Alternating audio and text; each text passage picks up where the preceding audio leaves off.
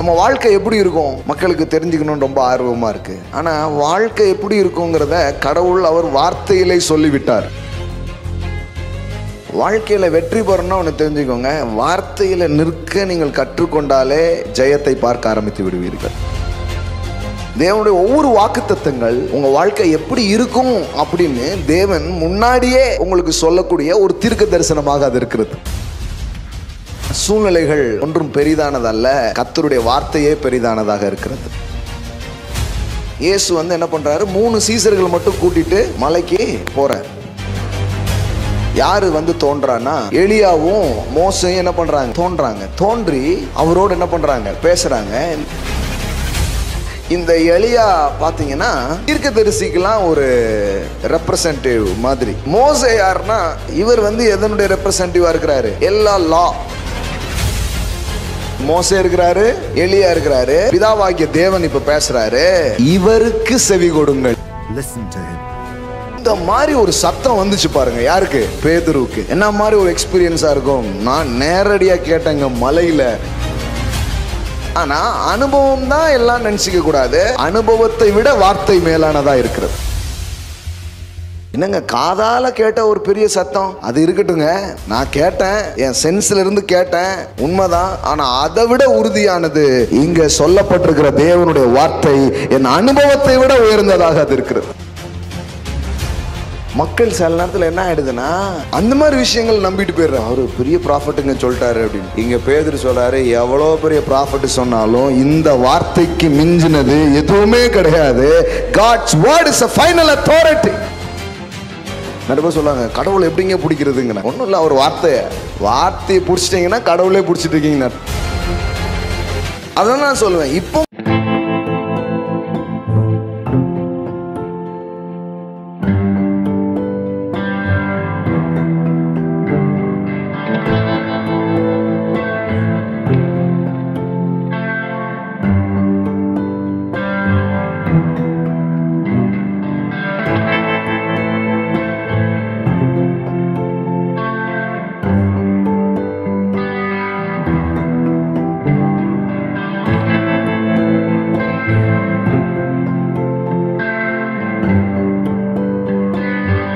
நான் அப்படி நல்லா இருப்பேன், நான் சுகமானேன்னு சொல்லியிருக்குது, அதனால எனக்கு வியாதி கிடையாது.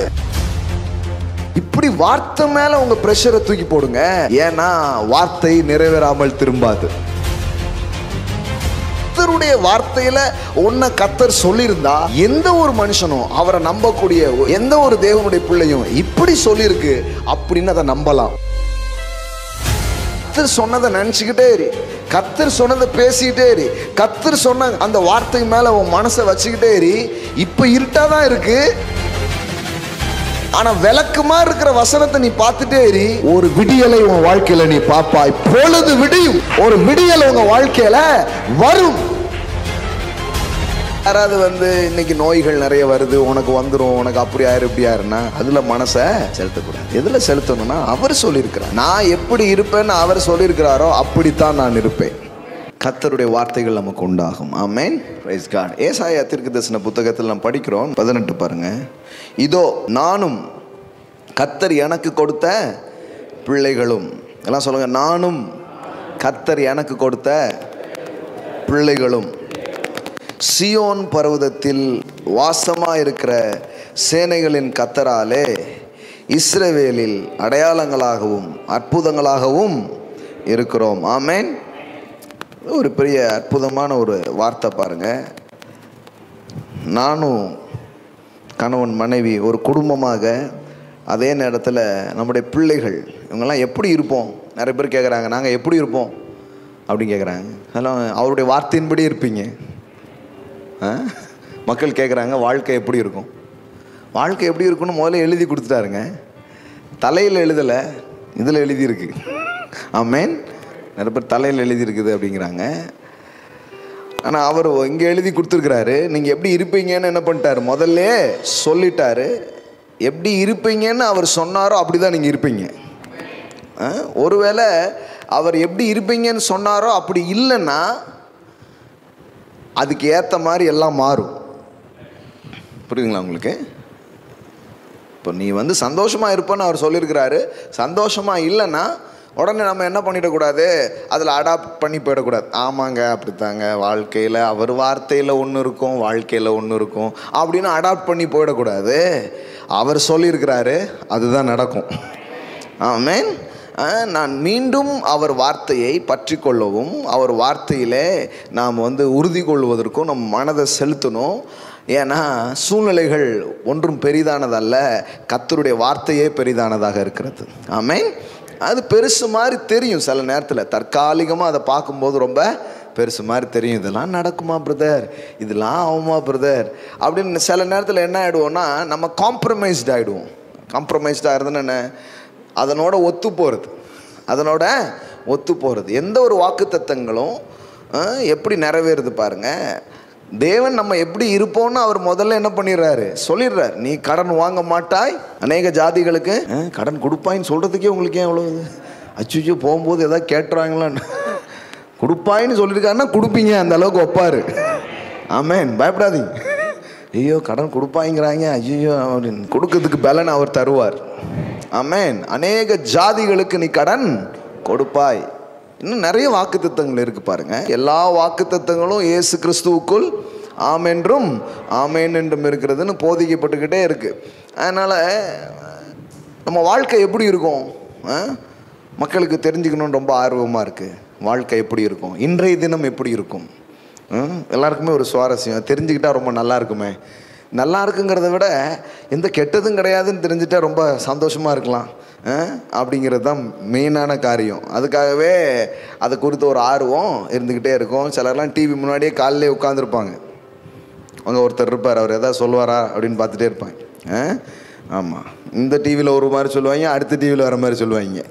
இந்த டிவியை பார்த்து உற்சாகம் அடைஞ்சவங்க அப்படியே போயிடணும், அடுத்த டிவியை பார்த்தா வேற மாதிரி ஆகி போயிடும். ஐயோ அவர் நல்லா சொன்னார், இவர் வேற மாதிரி சொல்லிட்டார அப்படிங்கிற மாதிரி ஒரு மாதிரி சோர்வாகி போயிடும் பாருங்க. ஏன்னா ஆளுக்கு ஒவ்வொன்று என்ன பண்ணுறாங்க சொல்கிறாங்க. சபையிலையுமே ஒரே மாதிரி சொல்கிறதில்ல. ஒருத்தர் வந்து ரொம்ப நல்லா இருக்க முடியுங்கிறாரு, இன்னொருத்தர் என்ன சொல்கிறாரு, சந்தேகம்தான், டவுட்டு தான் அப்படிங்கப்பல. டவுட்டா அன்றைக்கி ஒருத்தர் சொன்னார், காலையில் இங்கே வருவேன், சாயங்காலம் இன்னொன்றதுக்கு போவேன், காலையில் உற்சாகமாக இருக்கும், சாயங்காலம் இறங்குன மாதிரியே இருக்கும் அப்படிங்கிறாரு. ஏன்னா அங்கே இன்னொன்று கேட்குறாரு.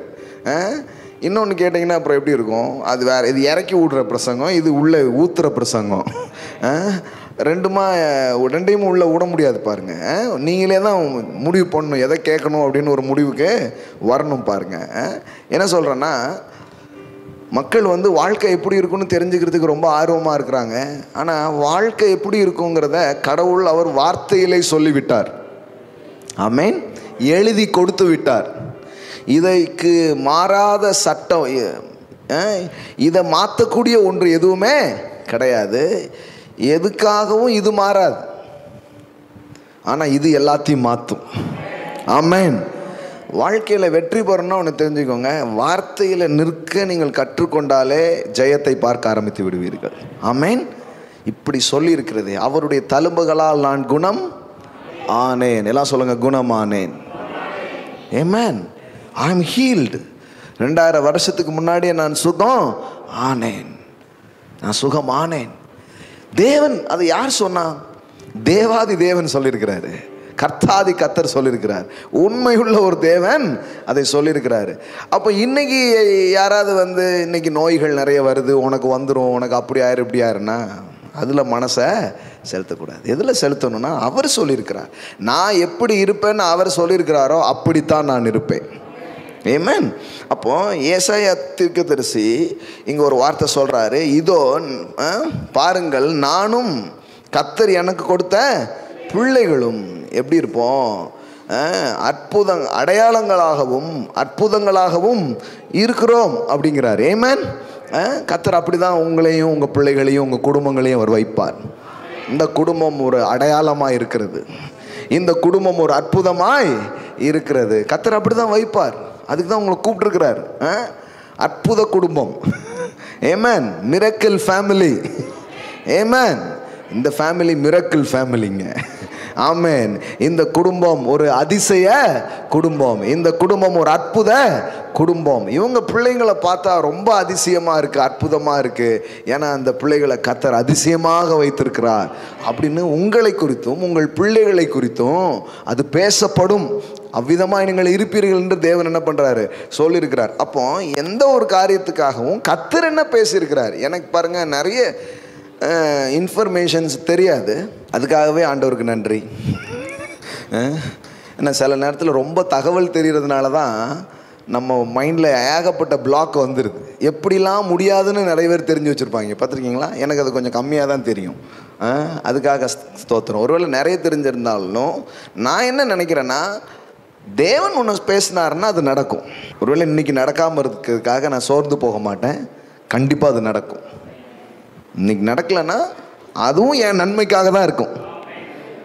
இதுதான் நீங்கள் தேவனுடைய அன்பு மேலே, அவர் கிருபை மேலே நீங்கள் வைக்க வேண்டிய நம்பிக்கை. இன்னைக்கு நடக்கலைன்னா உன்னை நடக்கவே நடக்காது அப்படின்ட்டு முடிவுக்கு வரக்கூடாது. God's delay is not God's denial. ஒன்று தாமதம் ஆயிடுச்சுங்கிறதுக்காக தேவன் அதை தள்ளிவிட்டார் என்ற அர்த்தம் அல்ல. சில காரியங்கள் ரொம்ப அந்த நேரங்களில் ரொம்ப அற்புதமாக ஆண்டவர் நம்ம வாழ்க்கையில் அதை செய்ய போகிறார். நான் சொல்கிறேன், உங்கள் வாழ்க்கையிலையும் கர்த்தர் ஒன்றை சொல்லியிருப்பார் என்றால் அது நிறைவேறாமல் போகாது. எல்லாம் சொல்லுங்கள், நிறைவேறும். அது வெறுமனையாய் திரும்புவது இல்லை, அது அனுப்பின காரியம் ஆகும்படி வாய்க்கும். பாருங்கள், ஒவ்வொரு நாளும் வேத வசனத்தை கொண்டு நாம் அப்படி தான் வாழணும். பாருங்களேன், ஒவ்வொரு நாள் அப்படி வாழ கற்றுக்கொள்ளணும். பலன் இல்லையேன்னு நினைக்கக்கூடாது. கர்த்தர் மொத்தமாக எனக்கு தருவார். ஆமென். சில நாட்கள் பலன் இல்லாத மாதிரி தெரியும், அதுக்காக நீங்கள் சோர்ந்து போயிடக்கூடாது. தொடர்ந்து உங்களுக்கான காரியங்களை நீங்கள் பண்ணிக்கிட்டே இருக்கணும். ஏன்னா நிறைய நேரங்களில் சிலருக்கு அப்படி கொஞ்சம் கொஞ்சமாக நடக்குது, சிலருக்கு பார்த்தீங்கன்னா அப்படியே பல நாள் பாக்கி ஒரே நாளில் சரி பண்ணப்படுகிறது. ஆமென். பல நாள் பாக்கிய ஒரே நாளில் செட்டில்மெண்ட் பண்ணுற மாதிரி பண்ணிவிடுவார். ஆமென். ஆமாங்க, எவ்வளோ நாள் நடக்காத காரியத்தை ஒரு நாளில் தேவன் நடப்பிக்கிறவராக அவர் இருக்கிறார். அதனால் நம்ம கர்த்தரை உண்மையாக சேவித்து அவரை ஸ்தோத்தரித்து மனம் தளர்ந்து போகாமல், பிசாசு அந்த மாதிரி ஆட்களை தான் பிடிச்சிருவான். பாரு, உனக்கு நடக்கலை பாரு, அவங்களுக்கு நடந்துட்டு பாரு பாரு அப்படின்னு எதையாவது ஒன்று மண்டைக்குள்ளே கொண்டு வந்து போட்டு நமக்குள்ளே ஒரு சோர்வை அவன் உண்டு பண்ணதுக்கு ட்ரை பண்ணுவான். நம்ம எப்போவுமே நினைக்கும், என் தேவன் உண்மை உள்ளவர். நான் உண்மை இல்லாமல் இருந்தாலும் அவர் யாராக இருக்கிறாரு? உண்மை உள்ளவராக அவர் இருக்கிறார். வேதவசனம் அப்படி சொல்லுது பாருங்க. முன்னாடி நாட்கள்லாம் சொல்லிட்டாங்க, நீ கத்தரை விட்டுட்டேன்னா கத்தர் உன்னை விட்டுருவாரு அப்படி இப்படின்ட்டு. அந்த மாதிரி கத்தரை தான் ரொம்ப நாளாக காமிச்சாங்க.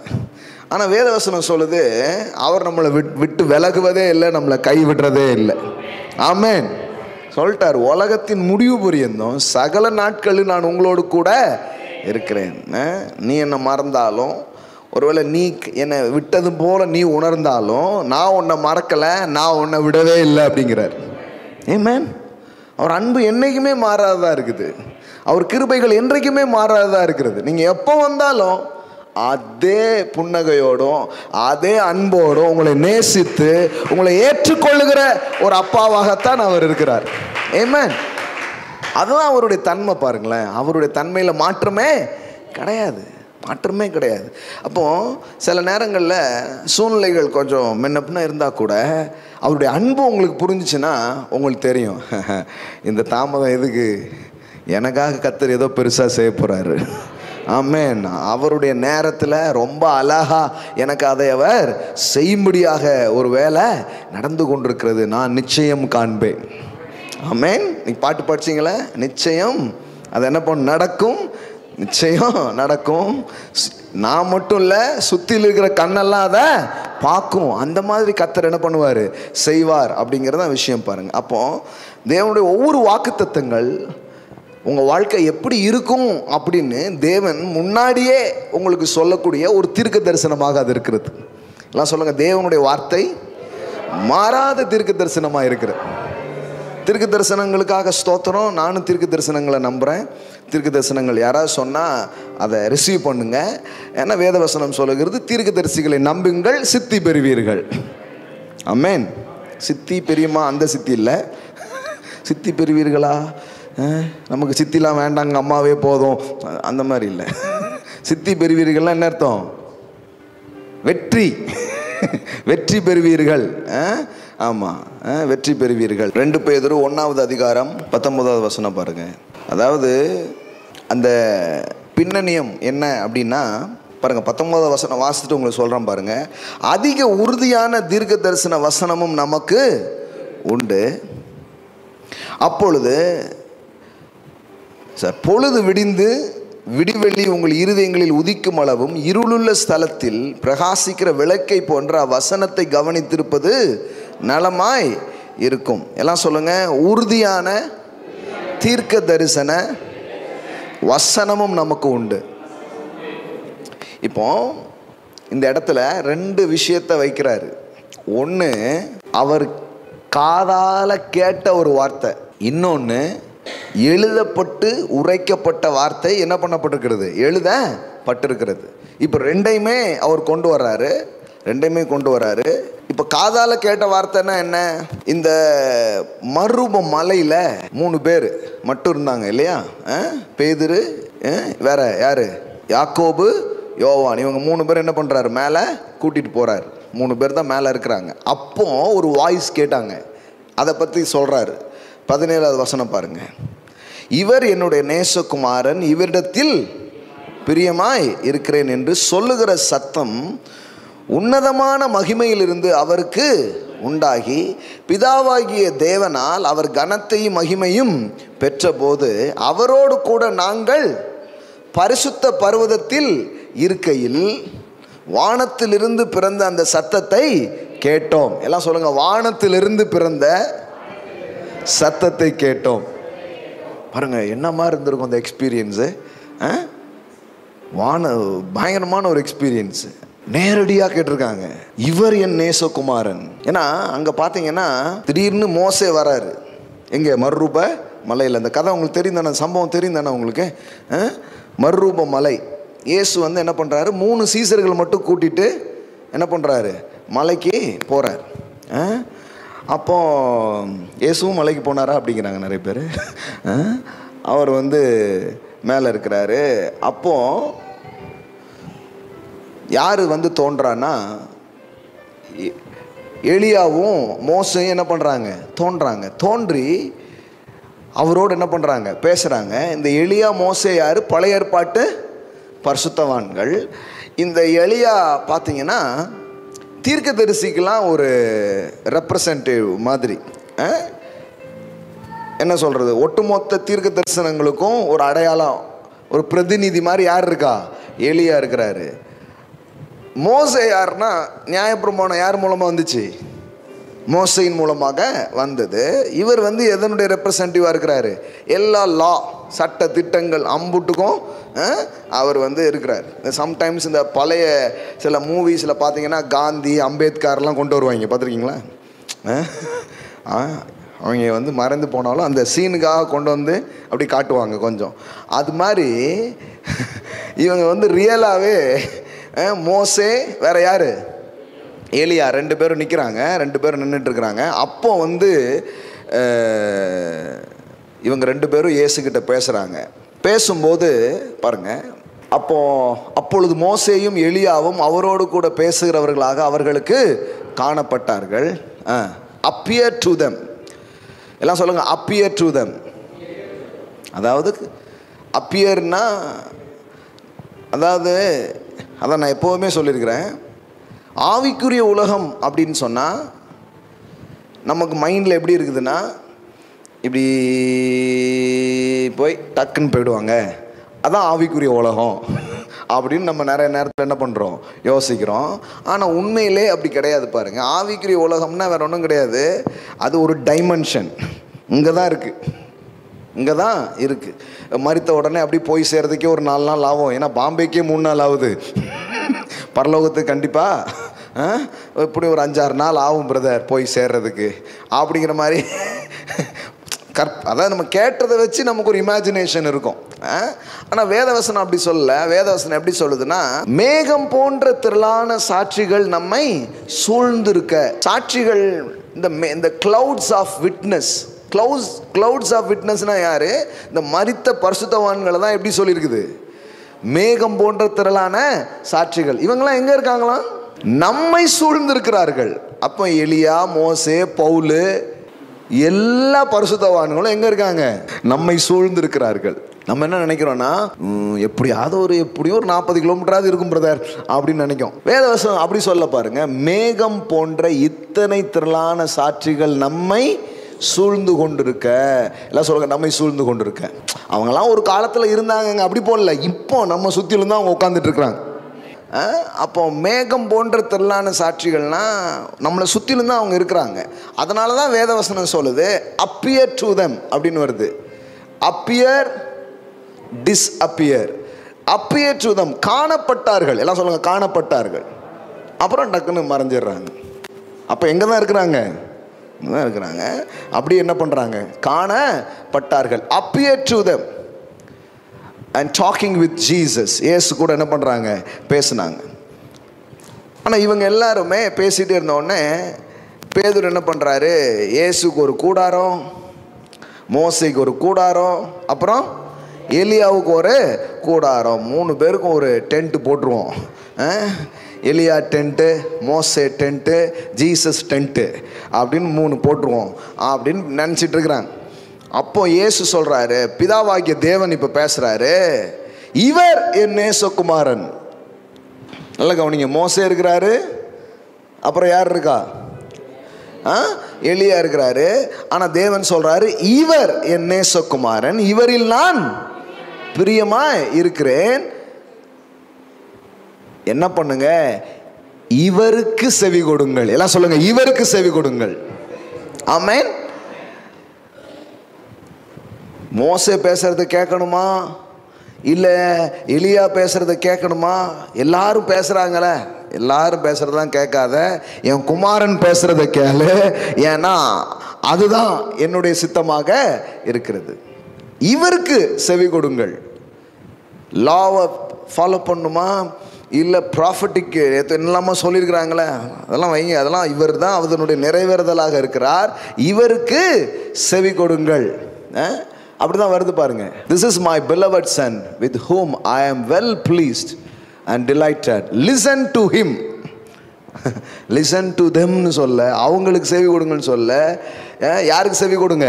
இவருக்கு செவி கொடுங்கள். இந்த மாதிரி ஒரு சத்தம் வந்துச்சு பாருங்க. யாருக்கு? பேதுருவுக்கு. என்ன மாதிரி ஒரு எக்ஸ்பீரியன்ஸாக இருக்கும்? நான் நேரடியாக கேட்டேங்க, மலையில் சத்தம் வந்துச்சுங்க.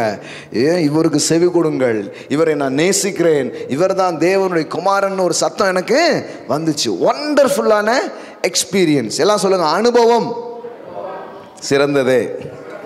அதில் ஒன்றும் தப்பே கிடையாது. நமக்கு கூட நிறைய நேரங்களில் நிறைய அனுபவங்கள் வரலாம், நிறைய தீர்க்க தரிசனங்கள் வரலாம், ஏஞ்சலிக் விசிட்டேஷன்ஸ் நடக்கலாம், சத்தங்கள் கேட்கலாம். தேவதூதனே வந்து உங்ககிட்ட உட்கார்ந்து பேசிட்டு கூட போகலாம். என்ன வேணாலும் நடக்கலாம். எல்லாமே அற்புதம் தான், சாத்தியம்தான். ஆமென். ஆனால் இங்கே ஒரு விஷயத்தை அவர் சொல்கிறாரு, ரொம்ப ஆச்சரியமாக இருக்குது. என்ன ஆச்சரியமாக இருக்குதுன்னா பாருங்க, 18வது வசனம் கவனிங்க. அவரோடு கூட நாங்கள் பரிசுத்த பர்வதத்தில் இருக்கையில் வானத்திலிருந்து பிறந்த அந்த சத்தத்தை கேட்டோம். பாருங்க, நாட் ஆர்டினரி வாய்ஸ். பிதாவாகிய தேவனே பேசுறாரு. அவ்வளோ மகிமையா இருந்தது அது. இயேசு உடைய சரீரம் அப்படி மறுரூபம் ஆகுது. இது எல்லாத்தையுமே என்ன பண்றாங்க? பார்க்குறாங்க. அந்த சத்தத்தை என்ன பண்றாங்க? கேட்குறாங்க. அந்த மாதிரி ஒரு க்ளோரியஸான எக்ஸ்பீரியன்ஸ். ஆனாலும் என்ன பண்றாரு இந்த இடத்துல பாருங்க, அப்படி கேட்டோம், அதிக உறுதியான தீர்க்க தரிசன வசனமும் நமக்கு உண்டு. என்னங்க, காதால கேட்ட ஒரு பெரிய சத்தம் அது இருக்கட்டுங்க, நான் கேட்டேன், என் சென்ஸ்ல இருந்து கேட்டேன், உண்மைதான். ஆனால் அதை விட உறுதியானது இங்கே சொல்லப்பட்டிருக்கிற தேவனுடைய வார்த்தை என் அனுபவத்தை விட உயர்ந்ததாக அது இருக்கிறது. ஆமென். இதுதாங்க ரொம்ப முக்கியம். எப்படி எதை தூக்கிட்டா இருப்பாருங்க இயேசுவும். நீங்கள் பார்த்தீங்கன்னா இந்த சீசர்கள் வந்து உயிர்த்தெழுந்த அந்த காலை நேரங்களில் குழப்பத்திலேயே இந்த ஒரு சீசர்கள் வந்து குழம்பி பேசிக்கிட்டு போயிட்டே இருக்கிறாங்க. அப்போ இயேசு அவங்களோட என்ன பண்ணுறாரு? ஜாயிண்ட் ஆகிக்கிறார். ஜாயிண்ட் ஆகிட்டு, ஏன்ப்பா இவ்வளோ சோகமாக இருக்கிறீங்க அப்படின்ட்டு, நீ என்ன வெளியூருக்காரனா, ஊரில் என்ன நடக்குதுன்னு உனக்கு தெரியாதா அப்படிங்கிற மாதிரியே இவங்களும் என்ன பண்ணுறாங்க, பேசுகிறாங்க. இயேசு தான் கூட வர்றாருன்னே தெரியல பாருங்களேன். அவர் என்ன பண்ணுறாருன்னா நிறைய ஸ்கிரிப்சர் எடுத்து விளக்கிக்கிட்டே வர்றாரு. இப்படிலாம் சொல்லியிருக்குப்பா, அவர் உயிரோடு இருக்கும்போதே சொன்னார்ல, மரிப்போம் உயிரோட வருவேன் அப்படிலாம் சொன்னாருன்னு நிறைய வேத வசனங்கள் என்ன பண்ணுறாரு, நினைப்பூட்டுக்கிட்டே வர்றாரு. ஆனால் ஒரு குறிப்பிட்ட இவங்க வீடு வந்துடுச்சு, இவங்க இருக்கிற இடம் என்ன பண்ணிடுச்சு, வந்துடுச்சு. சரி நான் போகிறேன்னே அப்படின்னு போகிற மாதிரி இப்படி போகிறாரு. அதில் ரொம்ப நல்லா போட்டிருக்கோம், அவர் கடந்து போகிறது போல் என்ன பண்ணப்பட்டாராம், காணப்பட்டார். அங்கே பாருங்கள், அத்தருணத்தில் தாங்கள் போகிற கிராமத்துக்கு சமீபமானார்கள். அப்பொழுது அவர் அப்புறம் போகிறவர் போல், அவருக்கு போகணும்லாம் விருப்பம் இல்லை, இவங்க கூடயே போகணும் தான். சில என்ன பார்த்தீங்கன்னா நம்மளாம் சாப்பிடணும்னு சொல்லணும் ஒன்று எதிர்பார்த்துட்டு, சரி நீங்கள் உங்களுக்கு தான் பண்ணியிருப்பீங்க அப்படின்னு என்ன அர்த்தம்? ஆமாம், சாப்பிட வைக்கணுவங்க எப்படியும் சாப்பிட வச்சுருவாங்க, கொடுக்க வேண்டாங்கிறவங்க எப்படி வேணாலும் நீங்களாம் எங்கள் வீட்டில் சாப்பிடுவீங்களா அப்படிம்பாங்க. இதுக்கப்புறம் யாருக்கா சாப்பிட தோணுமா?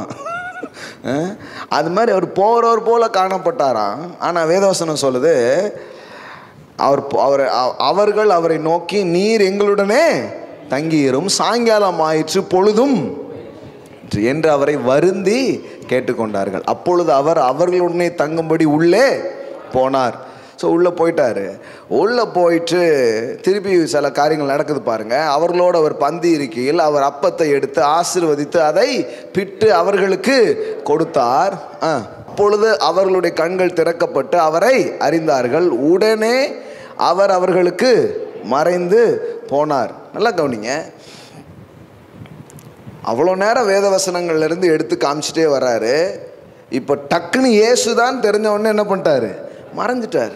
நல்லா கவனிங்க, ஏன்னா அவருக்கு என்னென்னா, நீங்கள் என்ன மாம்சத்தில் அறியறதுலாம் இருக்கட்டும்பா, இவ்வளோ நேரம் சொன்ன பாருங்க, அதுதான் மெய்யான வெளிப்பாடாக இருக்கிறது, அதுதான் மெய்யான சத்தியமாக அது இருக்கிறது. ஆமென். பாருங்க, நம்மளும் மாம்சத்தில் இயேசுவை பார்க்கல, சில நேரம் பெரிய பெரிய சத்தங்கள்லாம் கூட கேட்கல, கேட்டிருந்தா ஓகே. இப்போ சில பேர்லாம் எனக்கு ஒன்றுமே கேட்க மாட்டேங்க பிரதர் அப்படிங்கிறவங்க இருக்கிறாங்க. நான் ஒரு தூதனையும் பார்க்கலையே, தூதனை விடுங்க, ஒரு ரெக்கையை கூட பார்க்கல பிரதர். ஒரு ரெக்கையை பார்த்தா கூட கொஞ்சம் ஆறுதலாக இருக்கும், ஒரு ரெக்கையும் நான் என்ன பண்ணல, பார்க்கல, ஒரு வெளிச்சத்தையும் பார்க்கல. யாரெல்லாமோ என்னெல்லாமோ எக்ஸ்பீரியன்ஸ்லாம் சொல்கிறாங்க, ஒரு எக்ஸ்பீரியன்ஸும் எனக்கு இல்லையேன்னு சிலருக்கு வருத்தம். பாருங்கள், எக்ஸ்பீரியன்ஸ் இல்லாமலும் இருக்கக்கூடாது பாருங்கள். ஏன்னா தேவன் உண்மை உள்ளவராக இருக்கிறார், அதை வாஞ்சிக்கணும், அதை விரும்பணும். ஆண்டவர் அதை அந்த மாதிரி அனுபவங்களை உங்களுக்கு தருவார். ஆனால் அனுபவம் தான் எல்லாம் நினச்சிக்க கூடாது, அனுபவத்தை விட வார்த்தை மேலானதாக இருக்கிறது. அதை தான் ரெண்டு சம்பவத்துலேயும் நீங்கள் பார்க்குறீங்க. இயேசுவுமே என்னன்னா வசனம் புரிஞ்சிருச்சு, ஜீசஸ் தான் அவர் தான், உடனே அவர் மறைஞ்சிட்டார். அவ்வளோ நேரம் நின்று வசனத்தை சொல்லிட்டே இருந்தவர் என்ன பண்ணிட்டாரு, மறைஞ்சிட்டாரு. அது மாதிரி பேதுரு என்ன பண்ணுறாரு, மருவ மலையில் கேட்ட அந்த சத்தம்லாம் ஒரு பக்கம் இருக்கட்டுங்க, என்னங்க இவ்வளோ சாதாரணமாக சொல்கிறீங்க, அது இருக்கட்டும், அதிக உறுதியான தீர்க்க தரிசன வசனமும் நமக்கு உண்டு. பொழுது விடிந்து விடிவெள்ளி உங்கள் இருதயங்களில் உதிக்கும் அளவும் இருளுள்ள ஸ்தலத்தில் பிரகாசிக்கிற விளக்கை போன்ற அவ்வசனத்தை கவனித்திருப்பது நலமாயிருக்கும். ஆமென். வாக்குத்தத்தத்தை மட்டும் ஒருத்தன் பிடிச்சான்னா அவன் கடவுளே பிடிச்சிருக்கிறான்னு அர்த்தம். நிறைய பேர் சொல்லுவாங்க, கடவுளை எப்படிங்க பிடிக்கிறதுங்கிறாங்க. ஒன்றும் இல்லை, அவர் வார்த்தையை பிடிச்சிட்டிங்கன்னா கடவுளே பிடிச்சிட்ருக்கீங்கன்னு அர்த்தம். சொல்லியிருக்கிறீங்க ஆண்டவரே, பிள்ளைங்களாம் பாருங்கள், என்னைக்காவது ஒன்று சொல்லுங்கள், சொன்னீங்களா அப்படிங்க இல்லையா, சொன்னீங்களா அன்னைக்கு சொன்னீங்களான்னு என்ன, உங்களை பிடிச்சிட்டாங்கன்னு அர்த்தம். ஏன்னா நீங்கள் சொன்ன வார்த்தையை பிடிச்சிட்டாங்கன்னா யாரை பிடிச்ச மாதிரி, உங்களையே பிடிச்ச மாதிரி. அன்னைக்கு சொன்னீங்க, நம்ம மறந்துருப்போம், ஏதாவது அவசரத்தில் அன்றைக்கி ஒரு வாக்குறுதி கொடுத்துருப்போம், அப்புறமா அப்போது தேவனை நாம் பிடிக்கிறது, தேவனை பற்றி கொள்ளுதுன்னா வேற ஒன்றும் இல்லை, தேவனுடைய வார்த்தையை பிடிக்கிறது. நீர் சொல்லியிருக்கிறீரே அப்படிங்கும்போது நாம் தேவனையே என்ன பண்ணுறோம், பற்றி பிடிக்கிறோம். தேவனையே சார்ந்து கொள்வதற்கு அது அடையாளமாக இருக்குது. ஏன்னா தேவனும் வார்த்தையும் ஒன்று. ஆதியிலே வார்த்தை இருந்தது, அந்த வார்த்தை தேவனிடத்தில் இருந்தது, அந்த வார்த்தை தேவனாகவே இருந்தது. ஆமென். எல்லாம் சொல்லுங்க, தேவனாகவே இருந்தது. அங்கே பாருங்க, அப்படி தானே இருக்குது. ஆதியிலே வார்த்தை இருந்தது, அந்த வார்த்தை தேவனிடத்தில் இருந்தது, அந்த வார்த்தை.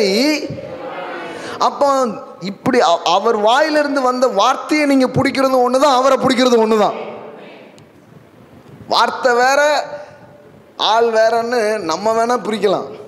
ஏன்னா இங்கே பேசுறது பூரா அப்படி தான் இருக்கும், சொல்றதுக்கும் ஆளுக்கும் சம்மந்தமே இருக்காது. ஆனால் அவர் வார்த்தையும் அவரும் ஒன்று. ஆமென்.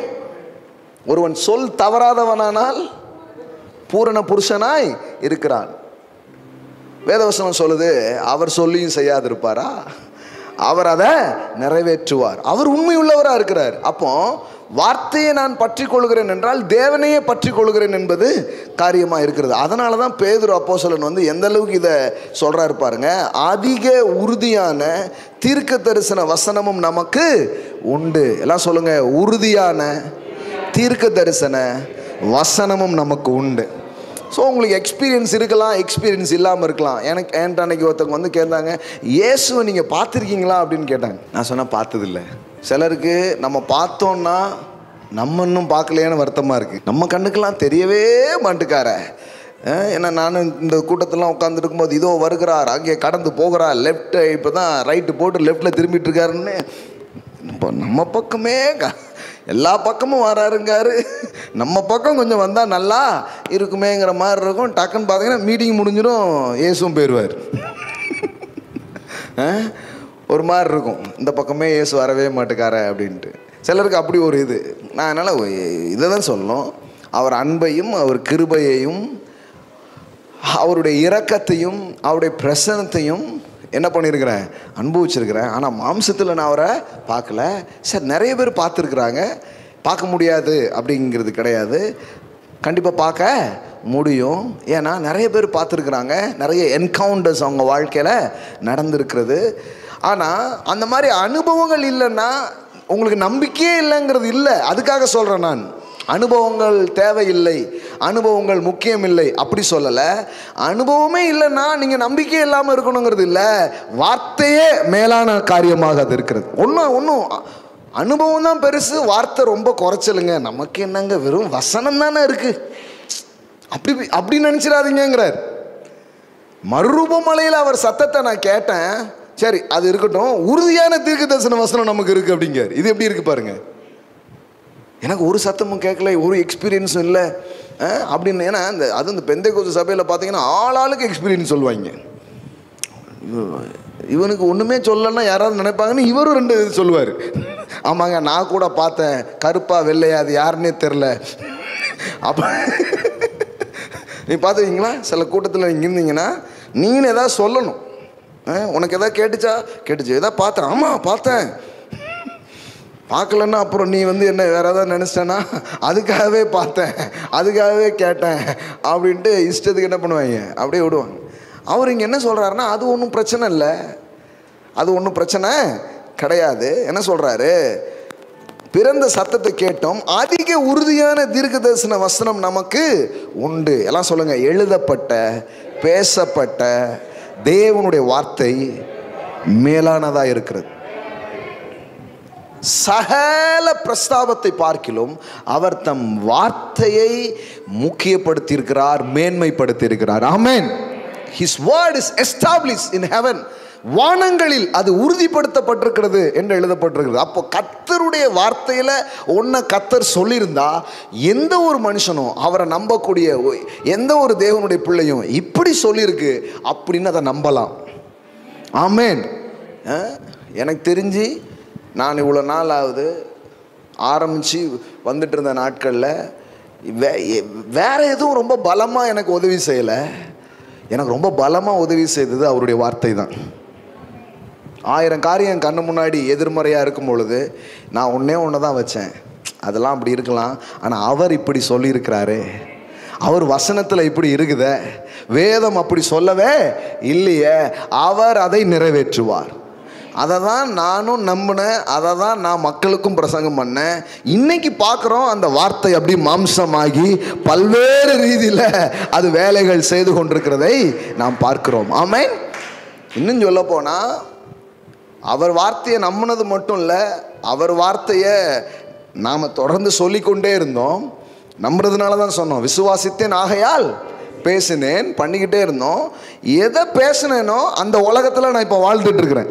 அதான் நான் சொல்லுவேன். இப்போ கூட நீங்கள் தேவனுடைய வார்த்தையை நம்பி தேவனுடைய வார்த்தை என்ன சொல்லுதோ அதை நீங்கள் பேசுவீங்கன்னா அந்த உலகத்துக்குள்ளே உங்கள் வாழ்க்கை போயிடும். இதெல்லாம் நடக்கும், இப்படிலாம் காரியங்கள் இருக்கும். கர்த்தர் இப்படி சொல்லியிருக்கிறாரு, நான் இப்படி பெருகுவேன், என் ஊழியங்கள் இப்படி ஆசீர்வதிக்கப்படும், ஜனங்கள் இப்படி வருவார்கள், காரியங்கள் இப்படி நடக்கும்னு சொல்ல சொல்ல சொல்ல சொல்ல அந்த வார்த்தை மாம்சமாகி, எல்லாம் சொல்லுங்க, அந்த வார்த்தை மாம்சமாகி. நீங்கள் நினச்சிக்காதீங்க அப்படியே இருக்குதுலாம் கிடையாது. அந்த வார்த்தை அப்படியே நிறைவேறும் உங்கள் வாழ்க்கையில். எல்லாம் சொல்லுங்க, மாம்சமாகி. அப்படின்னா என்ன? மேனிஃபெஸ்ட் ஆகும், அது வெளியரங்கமாக மாறும். செழிப்பை பற்றி கேட்டுகிட்டே வரீங்க, செழிப்பு உண்டாகும். சுகத்தை பற்றி கேட்டே இருக்கிறீங்க, சுகம் உண்டாகும்.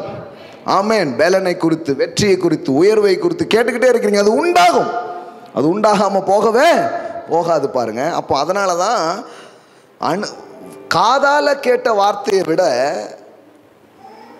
இங்கு உரைக்கப்பட்டு எழுதப்பட்டு அந்த வேத வாக்கியங்களே அவர் என்ன சொல்றாரு, அதிக உறுதியான தீர்க்க தரிசன வசனமும் நமக்கு உண்டு. இப்ப சொல்றாரு, பொழுது விடிந்து, எல்லாம் சொல்லுங்க, பொழுது விடிந்து விடிவெள்ளி உங்கள் இருதயங்களில் உதிக்கும் அளவும் இருளுள்ள ஸ்தலத்தில் பிரகாசிக்கிற விளக்கை போன்ற அவ்வசனத்தை கவனித்திருப்பது நலமாயிருக்கும். எல்லாம் சொல்லுங்க, விளக்கை போன்ற வசனத்தை கவனித்திருப்பது நலமாயிருக்கும். இப்போ நான் கடவுளுடைய வார்த்தையை உங்களுக்கு போதிக்கிறேன், நீங்கள் கட்டாயமாக நல்லா இருப்பீங்க, மேன்மையாக இருப்பீங்க, உயர்வாக இருப்பீங்க, சுகமாக இருப்பீங்க, வெற்றியாக இருப்பீங்க, இவ்வளோ பேசுகிறேன் நான். ஒருத்தர் வந்து உங்களுக்கு சொல்கிறாரு, அதாவது ஆண்டவர் எனக்கு என்ன சொல்கிறாருன்னா, 6 மாதத்தில் நீ உருப்படாமல் போயிடுவேன் அப்படின்னு. எப்படி இருக்கும்? மக்கள் சில நேரத்தில் என்ன ஆகிடுதுன்னா அந்த மாதிரி விஷயங்கள் நம்பிட்டு போயிடுறாங்க. அவர் பெரிய ப்ராஃபிட்டுங்க சொல்லிட்டாரு அப்படின்ட்டு. இங்கே பேதுரு சொல்கிறாரு, எவ்வளோ பெரிய ப்ராஃபிட் சொன்னாலும் இந்த வார்த்தைக்கு மிஞ்சினது எதுவுமே கிடையாது. God's word is a final authority. ஆமென். உலகத்திலே பெரிய ப்ராஃபிட் வந்து சொல்லிட்டு போட்டோம், யார் வேணாலும் வந்து சொல்லிட்டு போட்டோம். நான் அந்த மாதிரி திருக்கு தரிசனமும் கேட்டிருக்கேன் நிறைய. அதாவது ஆண்டவர் இப்படி வச்சிருவார், அப்படி வச்சிருவார், அதெல்லாம் சொல்லுவாங்க, சொல்லிட்டு போங்க. சிலர் நல்லா சொல்லுவாங்க. எனக்கு என்னென்னா, நான் தீர்க்க தரிசனத்தை எப்படி பார்க்கிறேன் என்றால், ஒரு உறுதிப்பாடாக அதை பார்க்கிறேன். ஆமென். It's a confirmation. தேவன் நிறைய காரியங்களை சொல்லியிருக்கிறாரு. ஒரு ப்ராஃபிட் வந்து நமக்கு சொல்லும்போது அதில் ஒரு கன்ஃபர்மேஷன் உண்டாகும், ஒரு உறுதிப்பாடு அதில் உண்டாகும். அதுக்கு தான் ப்ரிஃபெட்டிக் வாய்ஸ் பாருங்கள். தீர்க்க தரிசன நேரம்னே நம்ம சபையில் வச்சுருக்கோம். அதனால் இவர் தீர்க்க தரிசனத்தை நம்பாத ஆள் நினச்சிடாதீங்க. நானும் தீர்க்க தரிசனத்தை உரைக்கிறேன். தேவன் சில வார்த்தைகளை கொடுக்கும் பொழுது அதை நான் அவங்களோட பேசுகிறேன். அப்போ எவ்வளோ பெரிய எக்ஸ்பீரியன்ஸ் இருந்தாலும் அது வார்த்தைக்கு ஈடு இணையானது அல்ல. எவ்வளோ பெரிய தீர்க்க தரிசனங்களாக இருந்தாலும் அது வார்த்தைக்கு ஈடு இணையானது இல்லை. சூழ்நிலை எவ்வளவு எதிர்மறையாக உங்கள் கண்ணு முன்னாடி தெரிஞ்சாலும் அது வார்த்தைக்கு இணையானது இல்லை.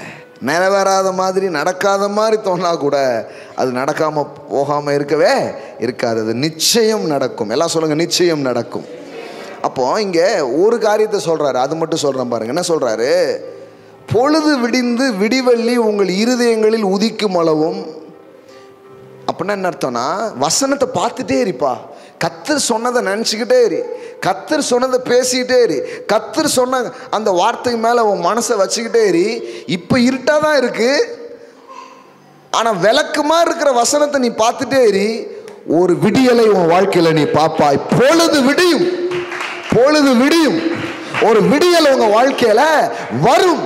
எப்படி போட்டிருக்கு பாருங்க, பொழுது விடிந்து விடிவெள்ளி உங்கள் இருதயங்களில் உதிக்கும் அளவும் இருளுள்ள ஸ்தலத்தில் பிரகாசிக்கிற விளக்கை போன்ற வசனத்தை கவனித்திருப்பது நலமா இருக்கும். ஆமென். எஸ், கர்த்தர் இப்படி சொல்லியிருக்கிறார். 1000 காரியம் உங்களுக்கு எதிராக இருந்தாலும் நீங்க சொல்லுங்க, நீங்க அவர் சொல்லியிருக்கிறாரு, அவருடைய வார்த்தையில் அப்படி இருக்கு. அது எப்படி பொய்யா போகும்?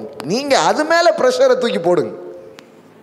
ப்ரெஷரை உங்கள் மேலே தூக்கி போடாதீங்க, ப்ரெஷரை உங்கள் வீட்டம்மா மேலே தூக்கி போடாதீங்க, உங்கள் வீட்டுக்காரர் மேலே தூக்கி போடாதீங்க, இல்லை யாராவது கிடச்சா அவங்க மேலே தூக்கி போடாதீங்க. ப்ரெஷர் எங்கே தூக்கி போடுங்க? அவர் சொல்லியிருக்கிறாருங்க, அவர் வார்த்தையை அவர் செய்வாருங்க, நான் நம்புகிறேங்க. இப்போ ப்ரெஷர் பூரா எங்கே போயிடுது? வார்த்தை மேலே போயிடுது. நானும் என் பிள்ளைகளும் அற்புதங்களாக இருப்போம் சொல்லியிருக்கிறாரு, சொன்னவர் செய்வார், நான் நம்புகிறேன். ஆமென். அவர் வார்த்தையை அவர் நிறைவேற்றுவாருங்க. நமக்கு நிறைய நேரத்தில் என்ன ஆகுமோ ஏதாவது இல்லை இல்லை இல்லை, சொல்ல வேண்டியவட்ட சொல்லிட்டேன், நம்ப வேண்டியதை நம்ப ஆரம்பிச்சிட்டேன், எனக்கு நடக்க வேண்டியது நடக்கும். ஆமென். நிச்சயம் நடக்கும். இந்த மாலையில் உங்களுக்கு சொல்கிறேன், நிச்சயமாய் நடக்கும். ஆமென். சும்மா ஏதோ மனித தத்துவத்தையோ கற்பனையோ நீங்கள் கேட்கலங்க, அதிக உறுதியான தீர்க்க தரிசன வார்த்தைகளை நீங்கள் கேட்கிறீர்கள். எல்லாமே நிறைவேறி இருக்குது. எது நிறைவேறாமல் போச்சு? அத்தனையும் நிறைவேறினது உங்கள் வாழ்க்கையில் அது நிறைவேறும். ஆமென். கிறிஸ்துமஸ் காலங்களுக்குள் போகிறோன்னா அடுத்த மாதம் ஸ்டார்ட் ஆக போகுது. ஆனால் இப்போவுமே நான் உங்களுக்கு சொல்கிறேன், இந்த கிறிஸ்மஸில் ரொம்ப முக்கியமானது என்னென்னா, பல வாக்குறுதிகள் நிறைவேறினது. நூற்றுக்கணக்கான வாக்குறுதிகள் அப்படியே என்ன பண்ணுச்சு? நிறைவேறிச்சு. நான் சொல்கிறேன், ஒரு நிறைவேறும் காலமாக உங்களுக்கு இருக்கிறது. ஆமென். அப்போ நீங்கள் என்ன பண்ணுங்கன்னா, அதிக உறுதியான தீர்க்க தரிசன வசனத்தை பிடித்து கொண்டு பொழுது விடிந்து விடிவெள்ளி உங்கள் இருதயங்களில் உதிக்கும் அளவும். அப்படின்னா என்னென்னா, ஒரு மாற்றம் வர்ற வர, நீங்கள் நினச்சது நடக்கிற வர, ஒரு லைட் உங்கள் ஹார்ட்டில் அடிக்கிற வர, உங்கள் வாழ்க்கையில் ஒரு பிரகாசத்தை பார்க்குற வர கவனத்தை திருப்பாதீங்க, பார்த்துட்டே இருங்க. நீதிமொழிகளில் வாசிக்கிறோம், என் மகனே என் வார்த்தைகளை கவனி, அவைகள் உன் கண்களை விட்டு. அப்படின்னா அதே பார்த்துட்டு அவர் 1000 விஷயம் உனக்கு முன்னாடி வந்துட்டு போவோம். ஆனால் நீங்கள் சொல்லுங்கள், அவர் இப்படி சொல்லியிருக்கிறார், அவர் இப்படி சொல்லியிருக்கார். அதனால தான் நமக்கு நிறைய வேத வசனங்கள் தெரியணும். அந்தந்த நேரங்களில் அந்தந்த வசனங்கள் எடுத்து இப்படி பேசியிருக்கிறாரு. கடன் வாங்க மாட்டேன்னு சொல்லியிருக்கிறாரு, கொடுப்பேன் இருக்காரு, என் கை கொடுக்கும். ஆமென். நான் பெருகுவேன்னு சொல்லியிருக்காரு, நான் என்ன பண்ணுவேன்? பெருகுவேன். என் வாழ்க்கை நல்லா இருக்குன்னு சொல்லியிருக்காரு, நான் அப்படி நல்லா இருப்பேன். நான் சுகமானேன்னு சொல்லியிருக்குது, அதனால எனக்கு வியாதி கிடையாது. இப்படி வார்த்தை மேலே உங்கள் ப்ரெஷரை தூக்கி போடுங்க. ஏன்னா வார்த்தை நிறைவேறாமல் திரும்பாது. ஆமென். அப்போ கவனிங்க, எப்படி சொல்கிறாரு பாருங்க. 19 வசனத்தை வாசிக்கிறேன். பொழுது விடிந்து, எல்லாம் சொல்லுங்க, பொழுது விடிந்து விடிவெள்ளி உங்கள் இருதயங்களில் உதிக்கும் அளவும். சிலர் பாருங்க, சும்மா கொஞ்ச நேரம் அப்படி பார்க்கறது கேட்கறது அப்படி இல்லை, அப்படியே ஃபோக்கஸ் ஆன் காட்ஸ் வேர்ட். சும்மா ஏதோ கொஞ்ச நேரம் அப்படி மேலோட்டமா அப்படிலாம் இல்லை, ரொம்ப ஆழமா. இதுதான் எனக்கு ஜீவன், இதுதான் எனக்கு பலன். நான் சில நல்ல தேவ மனிதர்களுடைய போதனைகளெல்லாம் நான் கேட்ட நாட்களில் அவங்க சொன்னது ஒன்று தான், இதுதான்னு தெரிஞ்சிடுச்சுன்னா முழுசாக நம் இறங்கிடு. டவுட்டாக இருந்தது, எதையுமே அறகுறையாக செய்யாத, எதையுமே என்ன பண்ணிவிடு, முழுசாக செய். இதுதான்னா அப்போ கம்ப்ளீட்டாக அதில் கவனம் செலுத்த ஆரம்பிச்சிடணும். இதுதான் வழி, இப்படித்தான் நாங்கள் ஜெயித்தோம், இப்படித்தான் எங்கள் வாழ்க்கையில் நடந்துச்சுன்னு சொன்னாங்க பாருங்கள். அதுக்கப்புறம் நான் இதில் ரொம்ப கவனத்தை செலுத்த ஆரம்பிச்சேன். இப்படி சொல்லியிருக்குன்னா அப்படி என் வாழ்க்கை இருக்கும். இப்படி ஒவ்வொரு காரியங்களுக்கும் அதிக உறுதியான கடவுளுடைய வார்த்தையை நாம் பிடித்து கொள்ளும்போது, நான் சொல்கிறேன், இருளுள்ள ஸ்தலத்தில் நாம் இருந்தாலும் பொழுது விடியும். ஒரு விடியலை நீங்கள் பார்ப்பீர்கள். விடி வெள்ளி உங்கள் இருதயங்களில் உதிக்கும். ஆமென். இருளுள்ள ஸ்தலத்தில் பிரகாசிக்கிற விளக்கை போன்ற அவ்வசனத்தை கவனித்திருப்பது, இன்னைக்கு இருட்டா இருக்கலாம், ஆனால் என்னைக்குமே இருட்டா இருக்காது. ஆமென். இன்னைக்கு ஒரு டார்க்னஸ் அவங்க வாழ்க்கையில் பார்த்துட்டு இருக்கலாம், ஆனால் என்றைக்குமே டார்க்னஸ் இருக்காது. ஏன்னா வசனத்தை கவனிக்க ஆரம்பிச்சிட்டிங்க.